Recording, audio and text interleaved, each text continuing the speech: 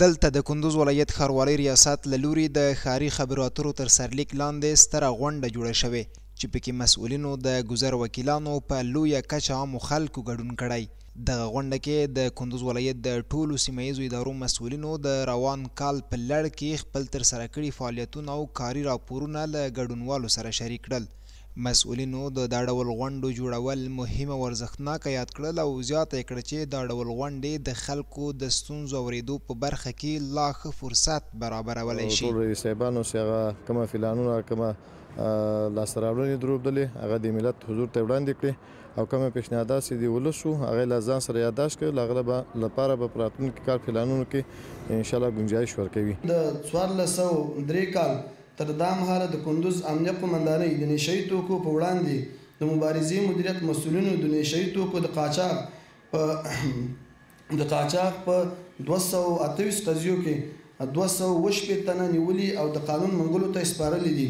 له دې سره دغه ولایت قومي مشرانو د دا ډول ګټورو ناستو د جوړېدو له امله د اړوندو مسؤلینو مننه وکړه او زیاته یې کړه چې دوی کولی شي په دې ته ورته ناستو کې خپلې شته ستونزې مخامخ له اړوندو مسؤلینو سره شریکې کړي.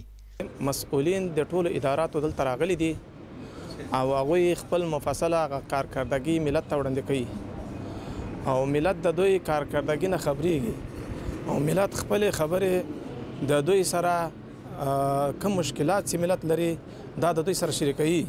در حضور مسئولین محترم از اونها سوالایی که دارن مشکلاتایی که در محیط و در منطقهشان دارن ایره به یکدیگر شریک میسازن و یک گفتمان ملی است و ایره ما یک گام مثبت و یک گام ارزنده و یک گام خوب میدانیم. د قانون حاکمیت ته باید ترجیح ورکول شي.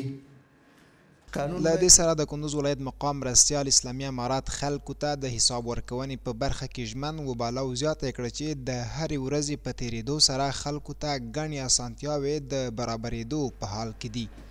محترمو د اسلامي حکومتولۍ یو مهم اصل هغه عدالت دی. په کوم نظام کې چې عدالت وو هغه نظام به باقي پاتې بقا به پیدا کوي. که خدای مکړه عدالت ته منځ ولاړی ظلم او وحشت منځ ته رالی الله دې نه کوي نو بیا چې هغه هر رقم نظام یې هغه بیا نه پاته کیږي.